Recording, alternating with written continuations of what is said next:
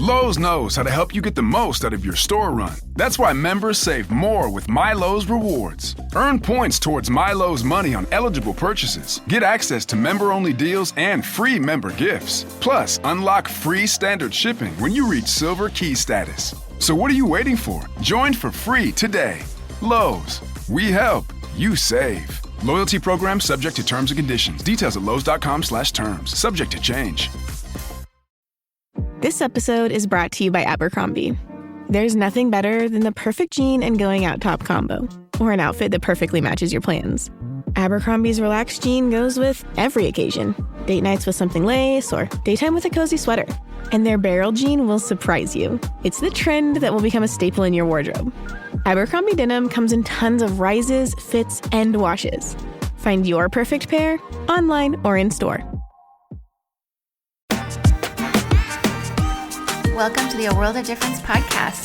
I'm Lori Adams Brown, and this is a podcast for those who are different and want to make a difference. Does it feel like your whole world has just been turned upside down?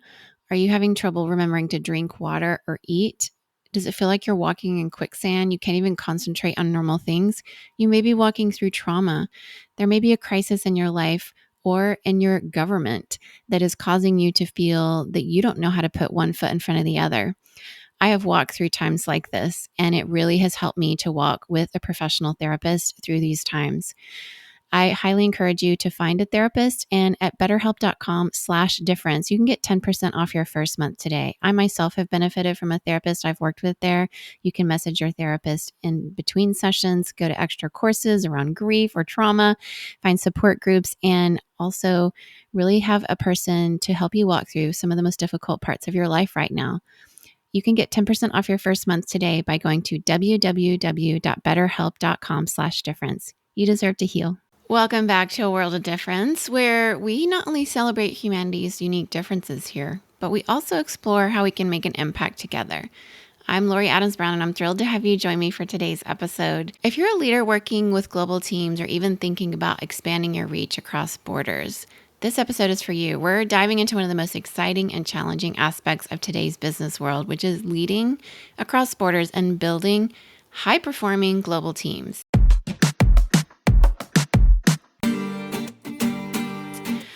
I will never stop being grateful for living and working on 3 continents and collaborating with teams from around the globe all throughout my career until now. And along the way, I've seen the magic that happens when leaders embrace cultural differences and create spaces where teams thrive no matter where they're located. Several of you have mentioned this as an area of interest. You're wanting to learn more about that in this year. So let's get into it. I'm going to share 6 strategies for leading across borders and making a difference in your organization wherever you are. So first up is cultural agility. Now, this is the ability to adapt your leadership style to different cultural contexts. It's not about losing your identity as a leader, but it's about expanding your capacity to connect with others wherever they are.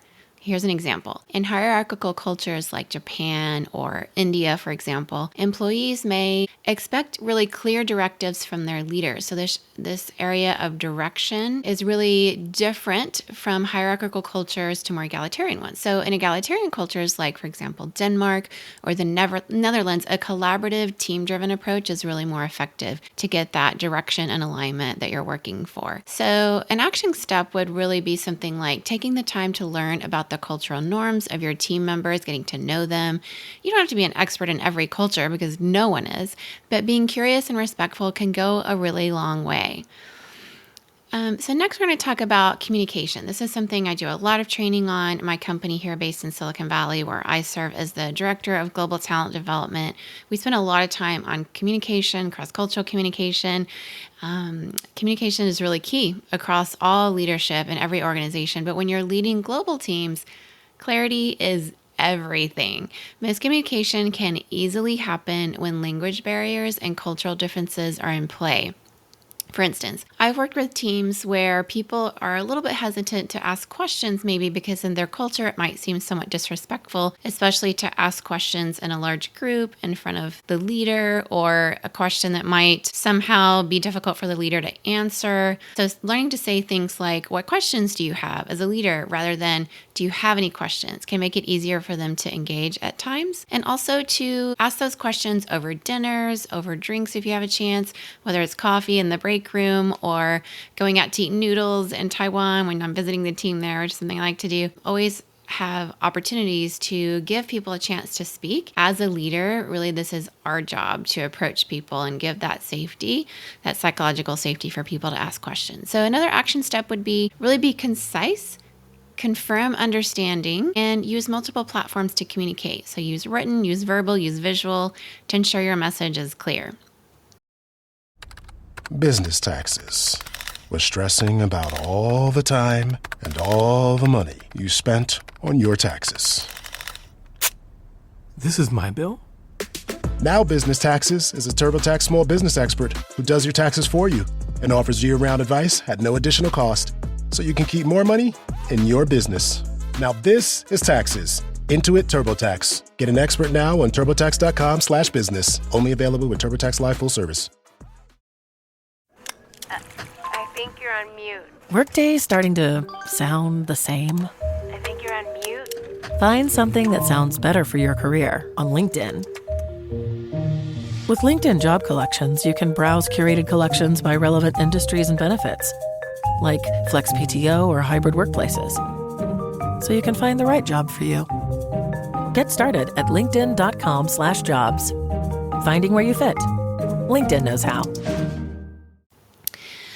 Diversity or different perspectives is one of the biggest strengths of global teams, whether it's cognitive diversity, ways of thinking from different perspectives from people who've had different educational backgrounds, cultural backgrounds, men, women, people who speak multiple languages. All of these kinds of different perspectives is really a huge strength on teams globally, but it's only powerful really if you leverage that. So too often leaders try to make everyone conform to this single way of thinking. But in fact, innovation really happens when you let these different perspectives shine. For example, I worked with a team where we had, some input from Asia, North America, Europe, and listening to all those different perspectives as we came up with a plan really helped us roll out something more robust, more inclusive, and that was going to really affect all the teams in ways that we wouldn't have otherwise if we had just come up with it from one perspective. Listening to all those perspectives help us develop our key leadership program that I've rolled out globally in the company where I've been working for the last couple of years, but it's resonating globally and increasing our metrics. Last year, we were able to, out of 10 leadership components that we were working on 8 of them, very clearly we saw either a 4 to 6% increase in just 1 year from just implementing this. And a lot of it was due to going around and listening to global leaders, bringing their perspectives in, and some of the work I did early on when I came into the company and continue to do. There's no time where listening to understand is not going to be needed. Another action step you could take, especially around this area, is to create opportunities for collaboration and celebrate the unique contributions of each person as they bring that into the table for your team. And so this really can get a little more engagement on a team globally for people from different perspectives and making sure you shout them out. This is something I did in a December meeting with my global team, which is to make sure as we were looking at our outcomes that I was able to shout out each person on the team for the unique contribution they brought in. And it really does help with that engagement and retention that we're going for, especially in the area where I work, which is global talent development. So while differences are absolutely essential on global teams, it's important to find common ground. So a shared vision really acts like this North Star for your team, keeping everyone aligned no matter where they are in the world. An action step you can take here is to regularly connect individual tasks back to the bigger picture. So whether your team member is in Singapore or San Francisco, they really should feel that their work contributes to the larger purpose of the vision of the global organization. Let's talk about trust. This one's huge. I spend quite a bit of time working on this with my teams, with all of our organization. In fact, globally, we've had several meetings just about building trust. Brene Brown has some great work around this about her research that shows that trust really is built in these small moments. I use this metaphor of Legos because my boys have always been into Legos and they still are. In fact, one of them in particular. But it's sort of like building trust is like a Lego tower. You build it one Lego at a time. So trust is the foundation of any successful team, but it can be harder to build when you're not in the same room or even in the same time zone, which is the case for me and many of us leading our global teams, right? So one way to build trust is by being reliable. Like I said, Brene Brown's research shows that when you show up in those small moments, that's reliability. Showing up when you say you will, delivering on your promises, and creating that environment where your team members feel safe to express themselves. This builds trust. Trust is not something you can demand. I mean, you can, but it just doesn't work that way. You might see more of some people who might struggle with more domineering type of leadership styles may come in really demanding trust. And especially if you have any type of abuse of power, you're really going to get more of a fawn response to trauma as opposed to actual trust. So it's a very counterfeit and not lasting version of it. And it really doesn't put people in their brains in a space of innovation and creativity for growth. It really puts them in a space where it's more limbic, where they shut down and there's a lot of lack of creativity and curiosity about how to solve problems or how to learn from any mistakes that have been made. So really, to build trust, we want to create that psychological safety, show up in small moments, be reliable, and allow people to ask questions. That really helps build that trust. An action step you can take here is really making time for those regular one-on-ones. I do this with my team most weeks, not every week is possible, but for the most part, setting up even just 15 minutes at a time, asking them. I like to use a model that comes from Marcus Buckingham out of the Gallup research. He says that asking a few questions can be really helpful if you ask them kind of regularly. And so the questions I like to ask that I sort of got from him and modified a little bit is, what do you love? What do you loathe? And how can I be helpful? And this allows people to really just speak into what's going on in these one-on-ones. It doesn't take long, just 15 minutes. These conversations really build relationships and show that you're invested in the success of your team members.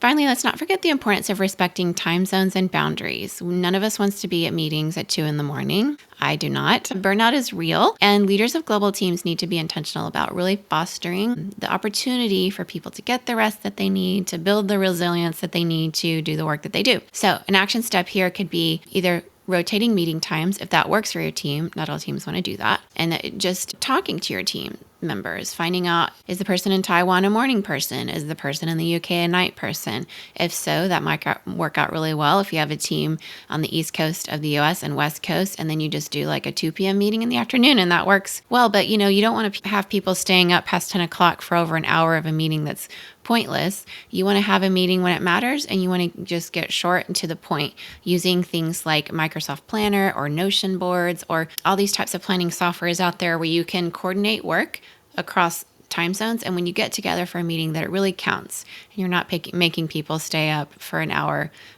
till midnight. Or if they're going to get up at 5 a.m, that you're going to make it worth their time, right? So just to be conscious of that. So leading across borders it's a rewarding challenge of modern leadership. I find it really exciting. And when we embrace cultural agility and really foster that inclusivity and belonging, and we really align around a common vision, we can unlock the potential of teams with cognitive diversity, different perspectives that they bring in, which is very strategic for business and all organizations, and it allows our teams to innovate and thrive together. As leaders, we really have the opportunity to create work environments where everybody feels valued and supported and connected, no matter where they're located. And I'd really love to hear from you. What's working for you? What tools have you used? What practices have you implemented where you've seen employees globally engage and you've raised retention, you've seen people really thrive at work and find a lot of happiness in their workplace together? Because we spend a lot of time with the people we work with. We want it to be a place where we feel that we're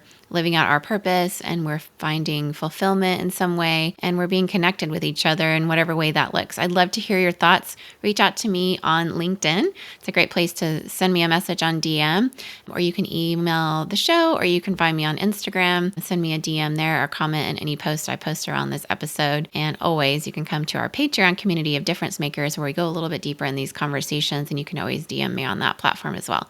I'd love to hear what you're doing, how this is working for you as you lead globally, and any tips that you have. Thank you for tuning in tuning into A World of Difference. And don't forget to subscribe, leave a review, and share this episode with somebody who might find it helpful. It's one way you can make a difference. So I know a lot of you are doing incredible things all throughout the year in business, nonprofit, and both, or education, politics, just building resilient communities right in front of you in your own neighborhoods. And I really appreciate the way that each of you are making an impact wherever you are. Together, we truly can make a world of difference. Until next time, I'm Lori Adams Brown. Keep making a difference wherever you are. Before we go, I just want to take a moment to thank you. Yes, you. The fact that you're here, tuning in, leaning into these conversations, and doing the hard and beautiful work of making a difference in this world, it means everything to me. In this episode, if it spoke to you, if it brought you healing, hope, or even just a new perspective, I'd love for you to help us spread the word. Subscribe to the podcast, leave us a review, and share this episode with someone you think might need to hear it. Your support helps this community grow and also helps us to keep having these important conversations. You are such a vital part of this journey. And every time you listen, every time you share, you remind me of why we do this, because you are out there making a difference in your own beautiful, messy, and imperfect way. And that matters more than you know. So thank you for being here. Thank you for showing up. And thank you for making the world a little brighter, a little kinder, and a little more whole. Until next time, take care of yourself and keep making a difference. You are loved.